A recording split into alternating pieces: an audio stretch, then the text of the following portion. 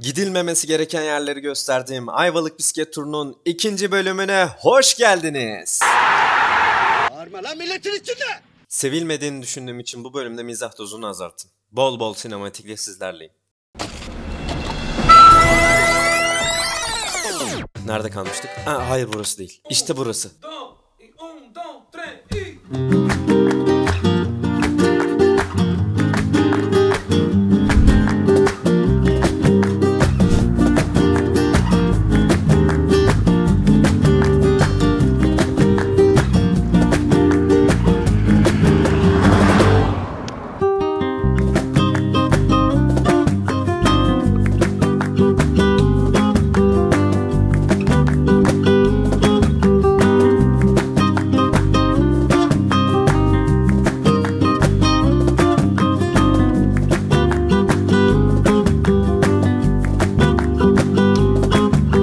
Sol taraf adanın merkezine doğru gidiyor. Bense sağdan devam ettim.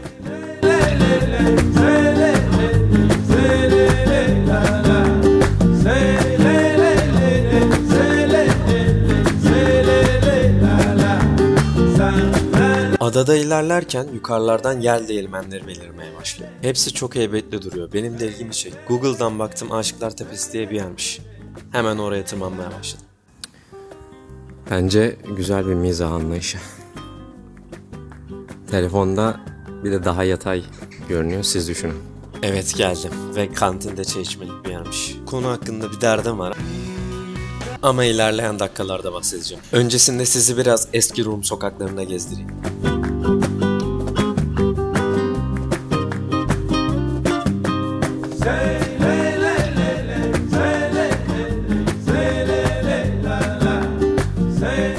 Sokakların hepsi böyle.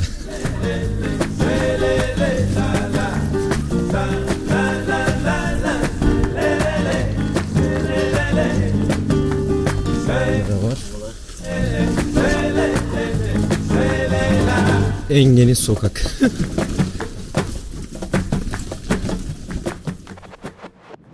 Taksiyerhis Kilisesi'ne geldim. Burası Osmanlı zamanından kalma bir yapı. Cumhuriyet sonrasında birkaç yıl cami olarak kullanılmış, daha sonra boş kalmış.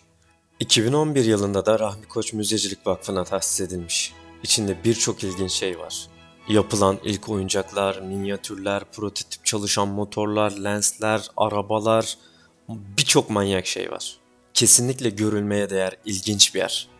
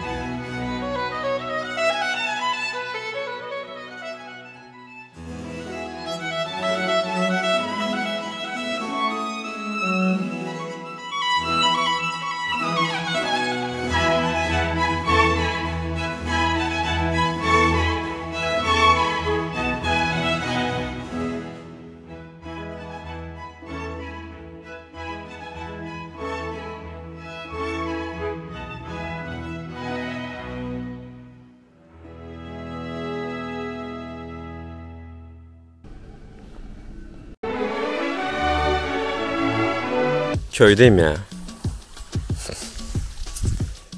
Ay. Geldiğim yol. Gideceğim nokta bunun arkasında Ay Işığı Manastırı var. Yani buradan takip edip böyle dönüp ta şuraya geleceğim. Oradan ucuna geleceğim filan. Labirent gibi adaların hepsi. Birbirine bağlanıp böyle tekrar dönüyor. Bayağı uzun.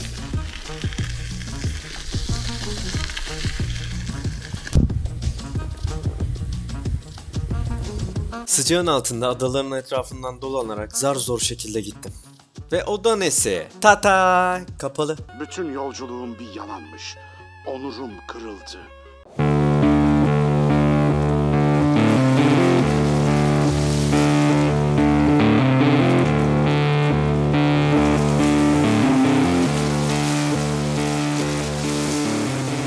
Adaların çevresinde bir yerdeyim şu an, böyle hiçliğin ortasındayım desem yeridir. Mevsimden dolayı da olabilir. Karşısı Maden Adası geçiyor. Bu yolda Maden Adası'na geçiş, yürüyüş yolu. Artık böyle gelgitlerle beraber alçalıyor, yükseliyor. Karşıda insanlar var, oradan yüzüyorlar, şey yapıyorlar. Bugün bayağı boş yol teptim yani. Bir tane manastıra gitmeye çalıştım.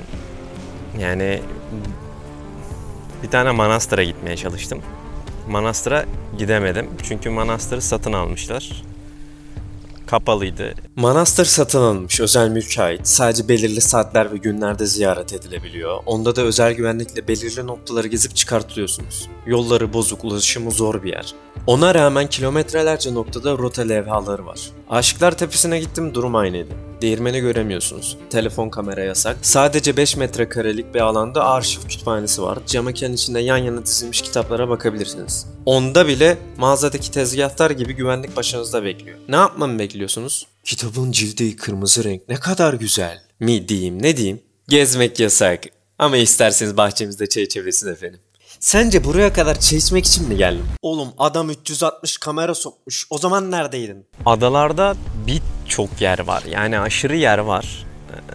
Gezilecek, yani görülebilecek diyeyim daha doğrusu. Görülebilecek çok fazla yer var.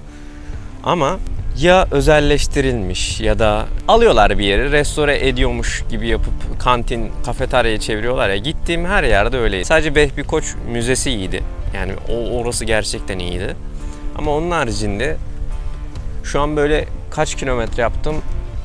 20-30 filandır yani. Dönüşle beraber bugün 60 kilometre falan olacak.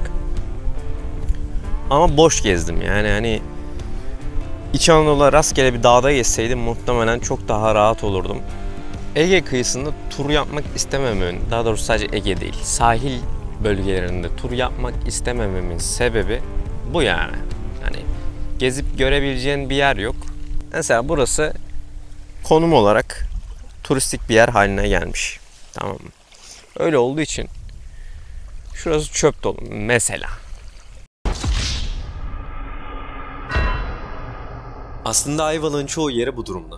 Neyse boş verin. Size Ayvalık'tan biraz daha bahsedeyim. Ayvalık'ta birçok manastır bulunuyor. Maden Adası'nda da eski zamanlardan kalan birkaç harabe var. Porda Selena Kulesi gibi.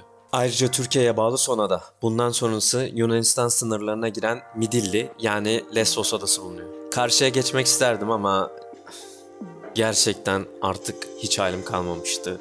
Yanımda kıyafetim yoktu ve lensimi kaybetmiştim. Yani günümde değildim.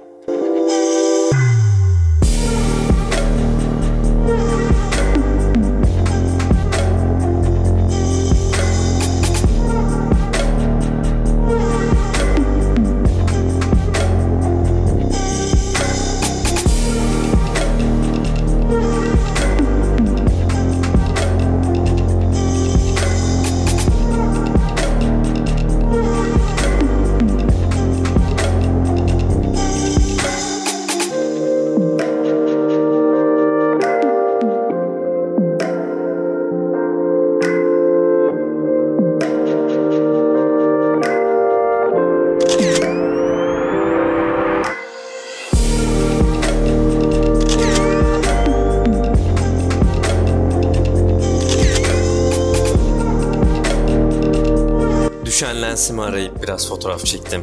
Artık dönüş zamanı. Maalesef aradaki görüntüler silindi. Uzun hikaye. Daha fazla başınızı şişirmeden videoya devam edelim. Ve işte bahsettiğim manastırlardan biri daha. Denizin ortasındaki Kızlar Manastırı.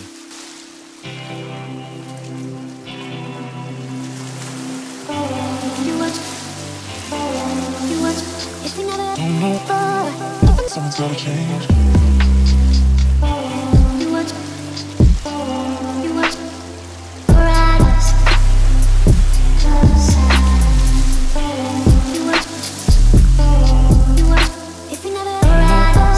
Something's gotta change.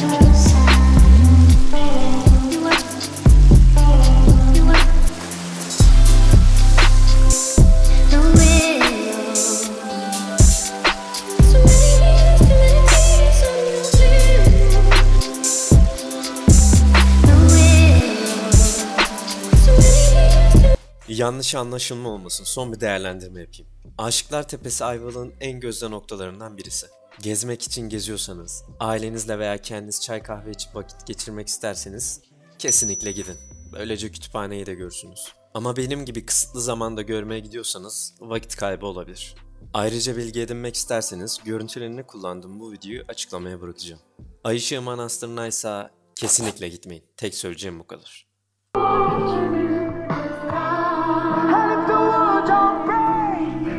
Abhishek.